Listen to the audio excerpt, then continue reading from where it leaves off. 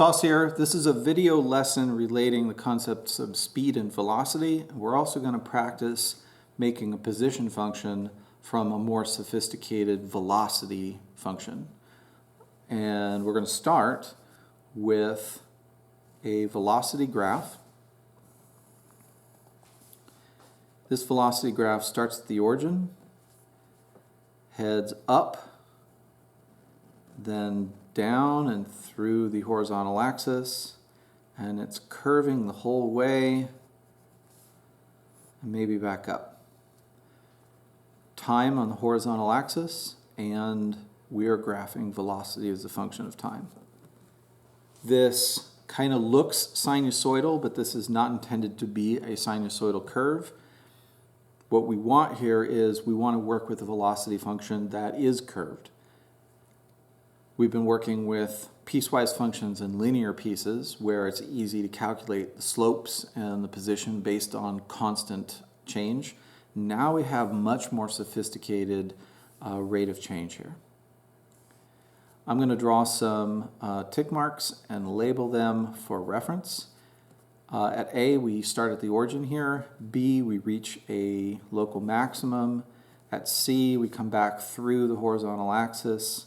At D, we reach our local minimum, and through the axis again at E. This is a velocity graph. How would it change if it was a speed graph? Well, the relationship between speed and velocity can be captured by this simple equation. Speed is equal to the magnitude of velocity. These symbols by themselves are called pipe, with a little vertical line. And when we have two pipes, they're like parentheses. Inside of them, we're asking what is the magnitude of what's inside. We can also call these absolute value bars, but magnitude captures the concept that where this mathematics comes up in science quite a bit. Speed is the magnitude of velocity. If velocity was moving forward, velocity would be positive. Speed would be positive. If velocity was negative, maybe because you're going backwards, then the magnitude would just count for the rate of change regardless of moving backwards. It would deny the negative. It would then turn into a positive speed. So if we have a velocity graph that is negative on an interval, in this case from C to E, then that is the place at which, if we were graphing speed, would become positive. A velocity at D that is intensely negative then would be correspondingly positive. In other words, the shape of this curve, if it were a speed graph, would be reflected onto the positive axis, or into the positive region. So the corresponding speed graph would make all of these negative velocity values just as positive.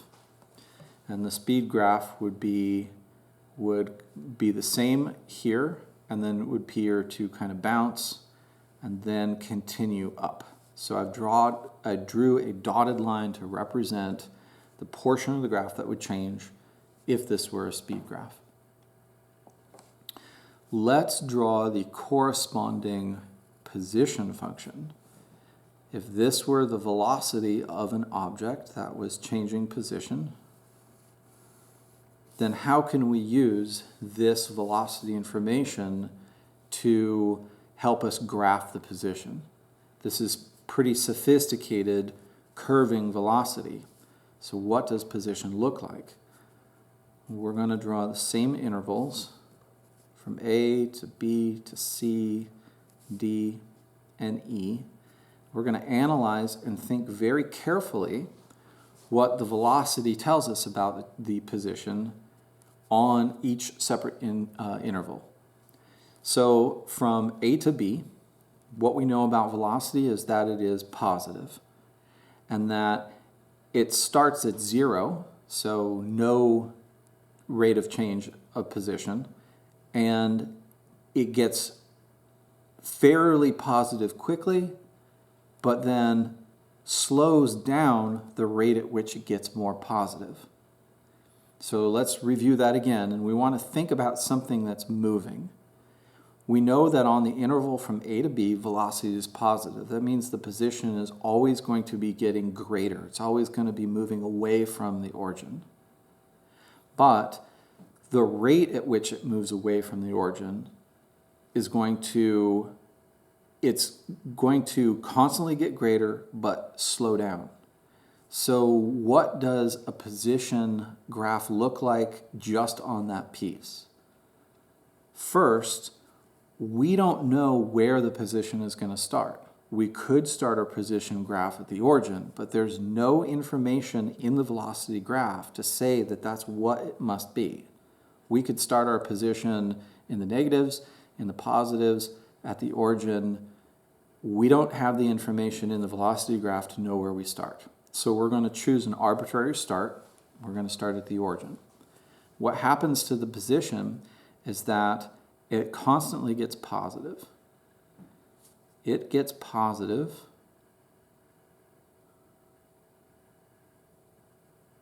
and the rate at which it is getting positive increases because velocity is always increasing on that interval. But it only increases to a certain point, and afterwards, the velocity stops increasing, remains positive, but decreases until we get to C.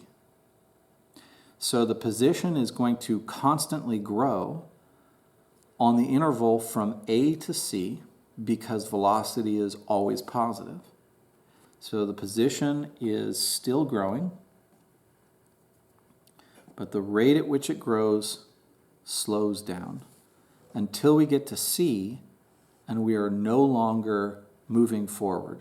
The position is not increasing at C because the velocity at C is 0. At C, the position will start going down because we have a negative velocity. It's like we put it in reverse and we started driving backwards. So the position is going to go down, and the rate of change of position, or going backwards, is going to increase. It's going to become more intensely negative. We're going to be going backwards at a higher speed until we get to D. So reflected in the position graph, we are going to be going backwards, and the rate at which we go backwards is going to become more intense until we get to D. From D to E, we're still going backwards, but the rate at which we are going backwards is going to slow down until we're at stop again. And that position is going to then be a curved part until we stop. And at E, just like C, we have a 0 velocity, so the change in position is going to stop. And then after E, we're moving forwards again. So at this point, the position is going to start heading up. And there we end our graph. We could trace the position function again, get it clear, and highlight some features.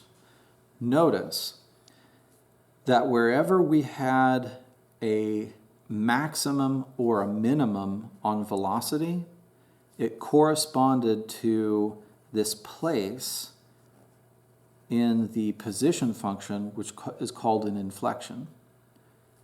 And whenever we had a 0 velocity at C and E, we had a place in the position function which was a maximum or a minimum.